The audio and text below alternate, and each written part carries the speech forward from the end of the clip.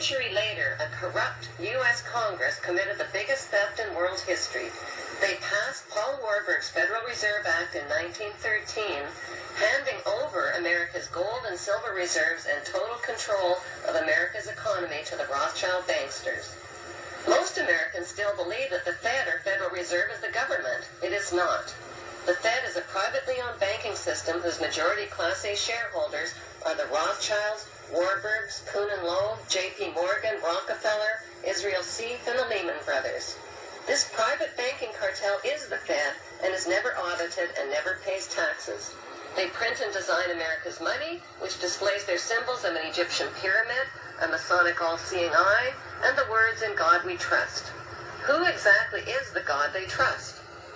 They also collect American taxpayers' money through the IRS. Then they loan it back again with interest to pay for roads, bridges, and other public works. Most U.S. citizens believe that the United States is a country and that the president is the most powerful man on earth.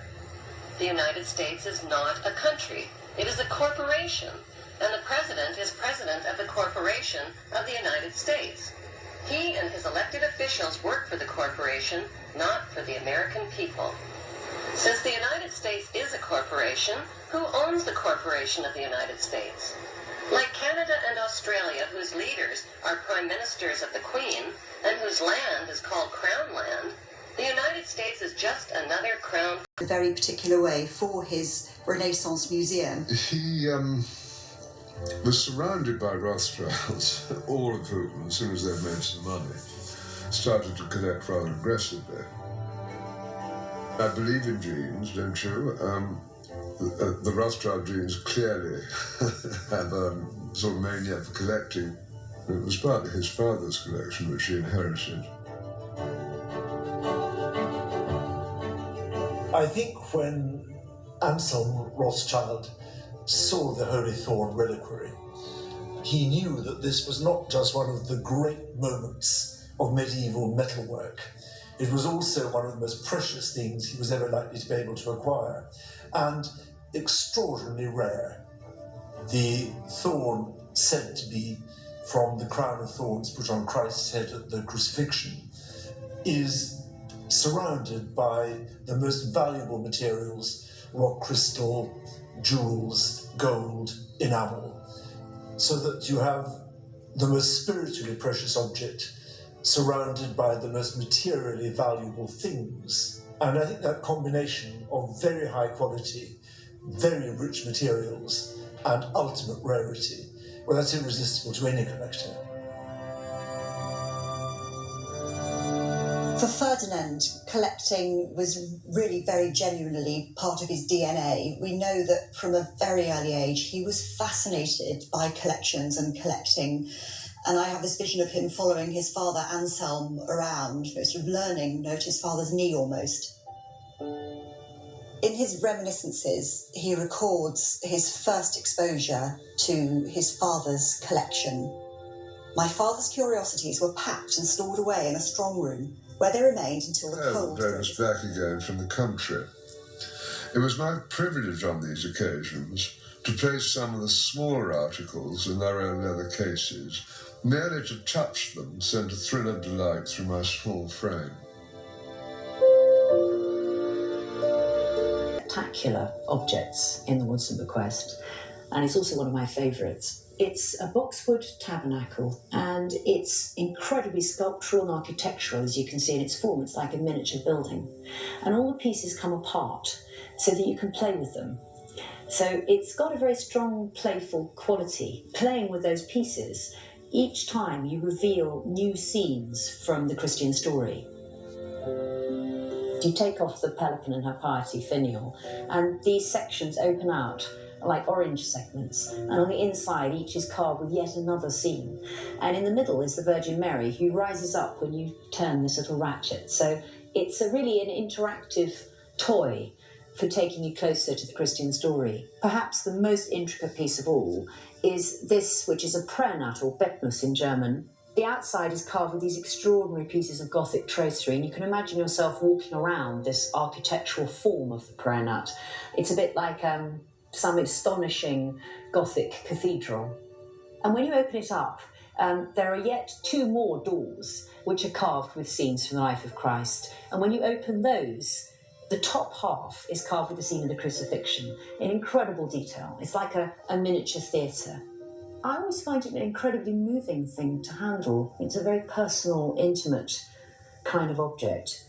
And then the craftsmanship is so astonishing that every time you look at it, you notice something different, and it really comes to life in your hands. You can imagine the person who first owned this object playing with it. 10 to 15 years, now they're going into a civil war. The whole world is going to go into a civil war, right? But going back to the Rothschilds, they run the U.S. government. Their president, their Congress, their Senate, they're part of the one world order. That's the Rothschilds have to have. They have a pyramid in the illuminated ones, the Illuminati. So you have to have these your senators, your Congress there to manipulate the people. Right? They're nothing but a distraction. Because everybody thinks your vote counts. Your vote does not count. There's no free elections. There's no democracy. You're no different than Russia. All right? But the Rothschilds don't show their face. They stay in the background. Okay. How do we know about them? The Most High put the spirit on the prophets to bring out the knowledge and wisdom. And the Rothschilds are in the Holy Book. And how do we know more about the Rothschild family and the DuPonts and the Rockefellers?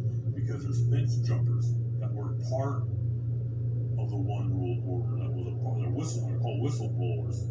They jumped fence and exposed what their plan is. Okay, so that's how we know whistleblowers. And in the Holy Book, it talks about the whistleblowers. The days that are coming, because we're at the end of the age, more and more will fence jump against them. And they used to be a part of them. Okay, so that's how we know. All right, there's a lot of books you can do your research on books about these who controls the oil fields. What do you think we're in the Middle East? But they'll lie to you. They use that tool, that television, to brainwash the masses. All right, we've been in the Middle East since the 1990s, building U.S. bases there, because the plan was to take out Iran and Russia. They have to be taken out without one world order. So we're in war right now. We're in a world war. But most of these people don't have no clue, just like those guys that work with my son. They got in an argument, and I told my son, just work. Just work, keep your mouth shut. Because these people the elevator doesn't go to the top floor. Okay? And when you're at work, you shouldn't even bring up the Bible, politics, because you're going to get into an argument, a fight, and then they'll demonize you. But these men, they have no clue that we're the ones running that war in Ukraine. We're at war with Russia. We've been at war with Russia since 2014. They've been our arch enemies since the days of the Greeks and the Romans. They've been trying to take out Russia. Napoleon. All right? Just like we've been trying to take out the West, the Greco-Romans, and their grandson, the Amalekites, the Zionists, they've been trying to purge the Middle East for centuries. All right? The Arabs call it a holy war. The West, they call it the Crusades. Okay, but we're going to get into the Holy Book. And these Rothschilds, like I said, they're into black magic, the Cabal. They worship Satan and the Legion of Demons. And they all have names. They all have titles. Okay? But America represents that woman that goes back to Semiramis. Okay? Because all those nations worship the woman. Okay, and they also worship the obelisk, and that's in New York City, just like the Statue of Liberty. She represents, she's that image of Semiramis, and And if we look at the Virgin Mary, that's not the real Mary of the Holy Book. That's Semiramis, and that little baby's Tammuz. That's supposed to be the sun, and it goes deep into the left-hand side of wickedness. Okay, and all your Easter, that goes back to Ishtar, Christmas. A lot of you brothers and sisters don't understand that. The people that are watching, you're on the sidelines. Christmas it means death, and then Christ, but in ancient Hebrew, Christ is Mashiach, which means the anointed one. So when you're saying Merry Christmas, you're saying death to the anointed one. So you have all these people celebrating during the holidays, during the month of December, and that's a pagan month, and that goes back to Rome, and goes back to Greece and Rome, the Greco-Romans, and it would be a month of orgies, and they would wear these masks. See, you didn't learn this in school. You have to do your research. You have to go deep into the books, but it's in the Holy Book. You didn't know. A lot of you brothers and sisters, last December you were celebrating Christmas. A lot of you didn't know, but now you know. Don't participate in these pagan holidays. All right? Like on this channel, you're going to get it raw and uncut, right to the point. So, like the Rothschilds, they worship Satan, they worship all the demons, and all these demons have names. They have names, just like when you go get a Ouija board, the Ouija boards have names. The people that are behind it, they're deep on the left-hand side of the black magic, the occult, and so many people are walking around. But Buffalo, man, they all have names. These demons all have names, right? And it goes back to goddess worship, the Statue of Liberty. And in the Bible, it says the woman who sits on the beast, right? That woman is America, right? She's the great prostitute. We're going to get into the Holy Scriptures. So I'm going to read Revelations chapter 17, verse 18. I'll read it in two translations here. This is the King James, and this King James has apocrypha in it. So the Revelations chapter 17, verse 18 says, "And the woman whom you saw is that great city, which reigns over the kings of the earth." Okay, let me read it in this translation.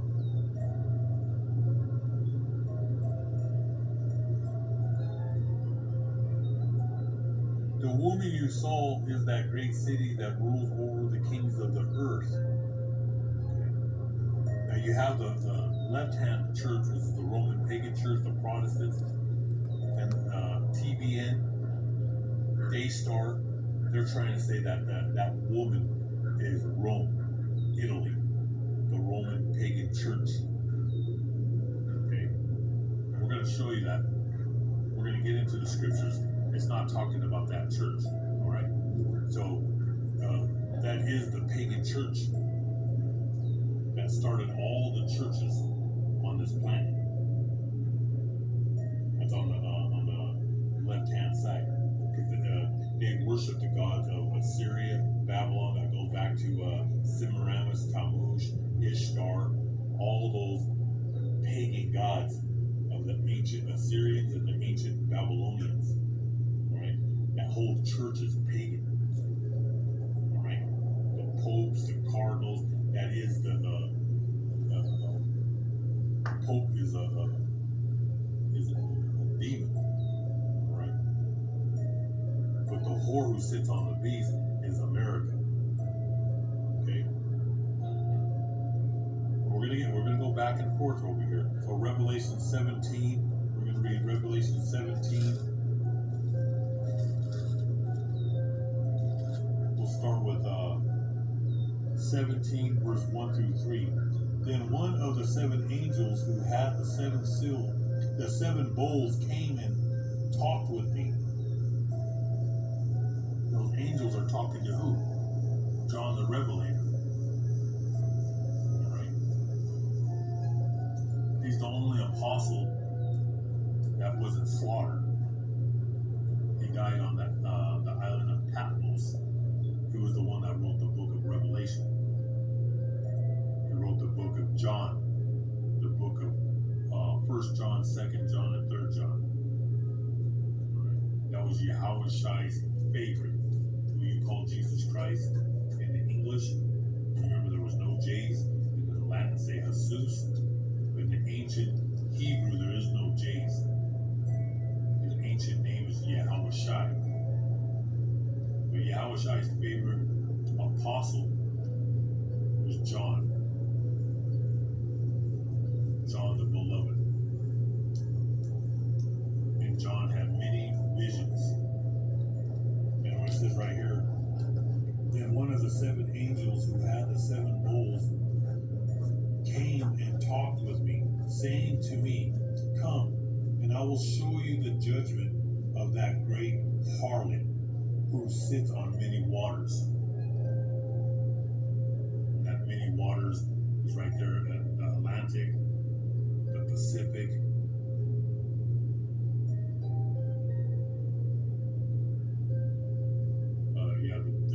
The rivers here in America. With whom the kings of the earth committed fornication, and the inhabitants of the earth were made drunk with the wine of her fornication. Okay, in the beginning of the Olympics that just happened a few days back, I gotta tiptoe on this because they bring these, they'll take this channel down. I'll get another strike. Like I said, my hands are tied with handcuffs. All right, you don't see the handcuffs, but it's a spiritual handcuffs that Satan has on the prophets because they control social media and they're watching these videos. So going back to the Olympics, they did the people that were behind the Olympics, because that goes back to the Greeks and the Romans and with the games. And a lot of these men used to be naked. They talk about in the ancient times, and they would wrestle, and they would play these games, and after the games they would have orgies, man with man, boy with boy, girls with girls. You get the picture. I want to say more. Like I said, I have to tiptoe here. They have shackles on me. I want you brothers and sisters to learn. I don't want this to get dropped, so that's why I have to tiptoe. Because they'll take these things down. They protect the boys with boys and the girls with girls. So in the Olympics, they did the Last Supper with men dressed in women's clothing. You know, I want to say more because it makes me angry what's going on, and it's accepted here in America, in Canada, Australia, Europe, but people were offended. Look it up. You can watch it for yourself. But this is what's going on. That's that fornication, immorality, the sin. Okay, this is the land. Okay, let's go right here where it says right here, with whom the kings of the earth, who are the kings of the earth, committed fornication. So the kings of the earth, that's talking about France, Germany, Ireland, Scotland, Spain, Portugal, Greece, China, Japan, Russia, Latin America, Brazil, Australia, New Zealand, they're the kings of the earth. They're hand to hand in collusion with America, the Statue of Liberty, the Pentagon, your U.S. Supreme Court, Wall Street, with the boys and the girls with the girls. They push that on the four corners of this earth, and the fraud, the Ponzi scheme of America. So she carried me away in the spirit into the wilderness, and I saw a woman sitting on a scarlet beast, and that beast is Rome, Europe, the ancient Greco-Romans.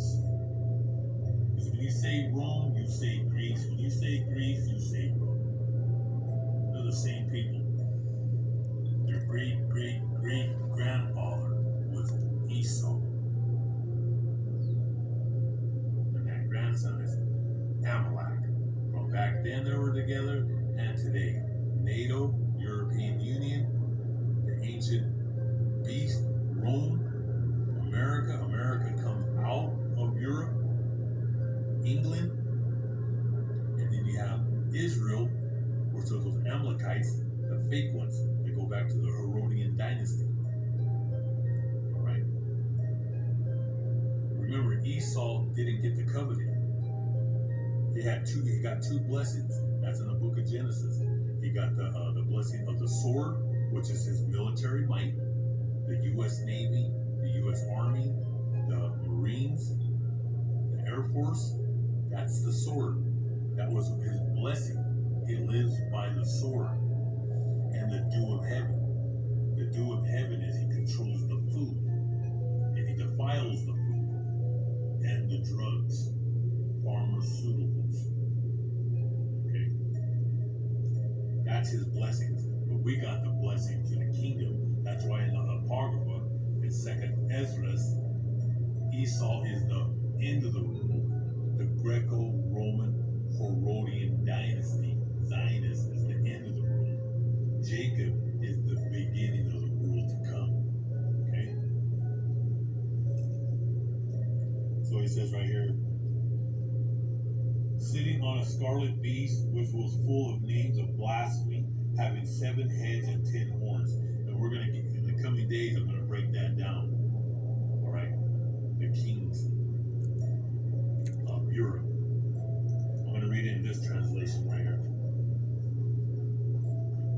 Revelation chapter 17, verse 1, the famous prostitute, which is America. And then one of the 7 angels who had the 7 bowls came to me and said, come, and I will show you how the famous prostitute is to be punished. That great city that is built near many waters. And the kings of the earth practiced sexual immorality with her.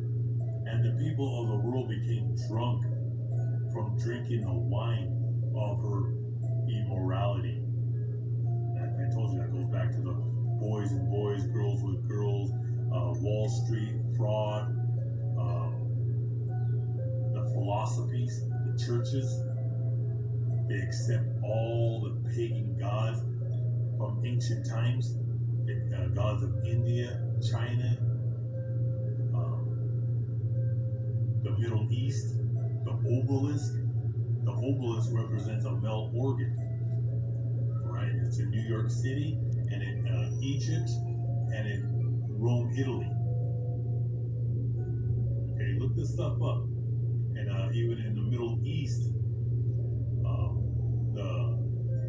Abraham's first son, Ishmael, the Arabs, they worship the woman's private part. You know, I'm going to keep it classy here, but you know what I'm talking about. These nations, that's why they're called the heathens, and they worship the gods on the left-hand side. And it says, the kings of the earth practiced sexual immorality with her, and the people of the world became drunk from drinking the wine of her immorality.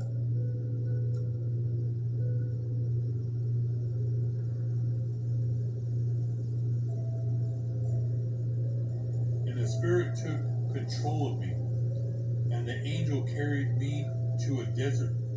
There I saw the woman sitting on a red beast that had names insulting to Yahweh Bahashem Yahushai written all over it. And the beast had 7 heads and 10 horns. And those insulting words is in the days that are coming.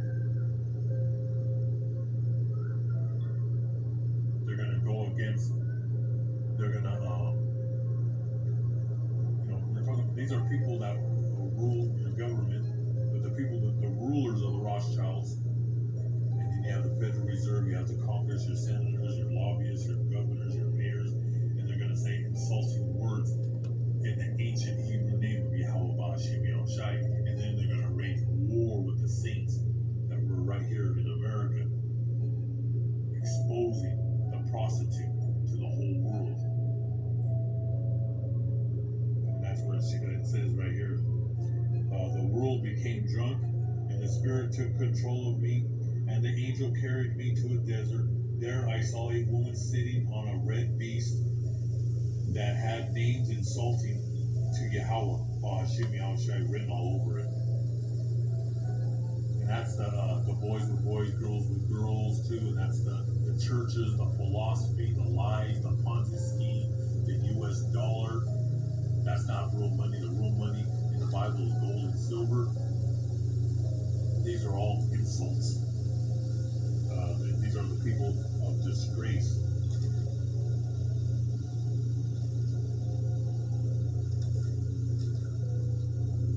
Absolutely. So, to prove that this is not talking about Rome, all right, where it says right here, with whom the kings of the earth committed fornication, and that's that trade. Let me go to Revelation 18:1. This will show you here too. That we're talking about the kings and the business that Wall Street, New York City, is hand to hand with the kings of the earth. This has nothing to do with the Pope and the Roman Catholic Church. Are they a part of the one world order? Yes, that's the church on the left hand side. But when it talks about the whore is America, all right, and that whore, and you see that Statue of Liberty that's in New York City. She represents Semiramis, and that's that worship of a woman. All right. Also represents the Virgin Mary, the so-called Virgin Mary, the one that you see on pictures and in the Catholic Church. That's actually Semiramis. That's not Mary. In the Holy Book, you do not worship Mary. And that's why I used to go to war with my family, because I go back generations of the Roman Catholic Church. Okay, it goes back to Spain, Portugal, and Italy. All right, that pagan church ruled Europe with an iron fist, and if you went against it, they killed you. All right. But I used to fight with my aunties and uncles over the Virgin Mary because I refused to worship it, even as a little boy. And I was known for picking up statues and throwing them. All right. I did it in front of my family members, and I used to take statues to downtown Denver, and I used to crack them. And I used to throw them up in the air. Chase people down 16th Street Mall. They would be running for their lives, especially those Latin tribes, because they love Mary more than they love God.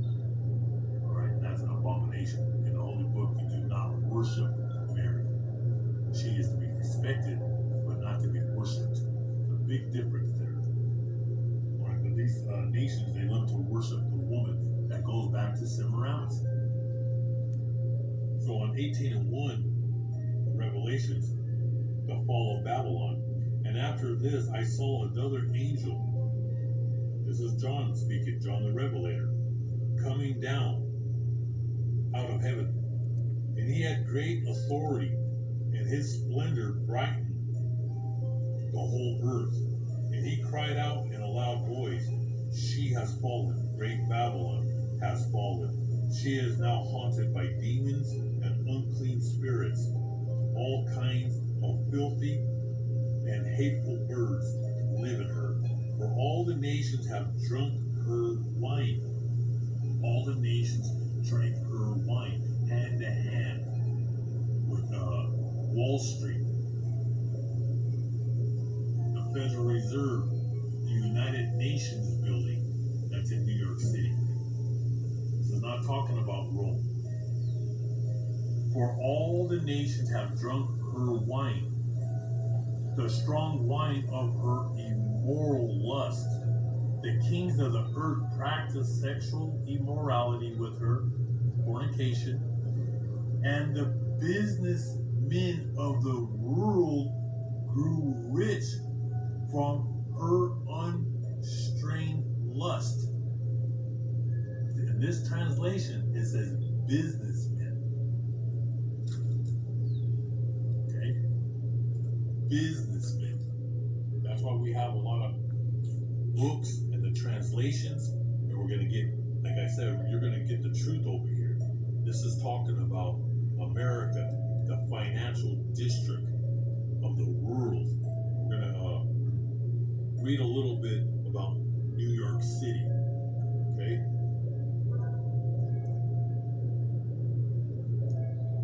New York City is the location of the only world's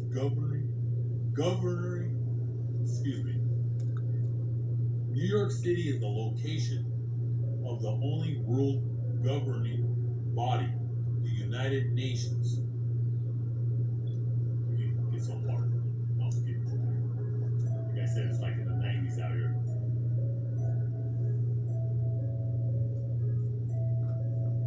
Excuse me.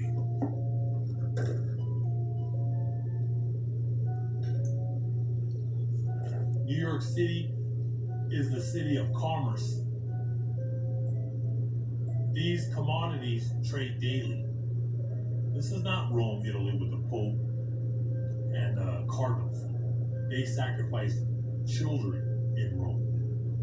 That's the pagan church on the left-hand side, which the Rothschilds rule over. They control the Vatican Bank, the banks of England, France, Austria.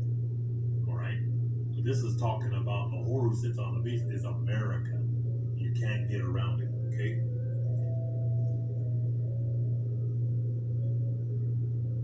So New York City is the city of commerce. These commodities are trade daily.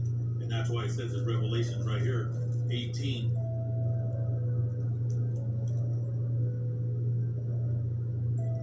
And what is it? 3.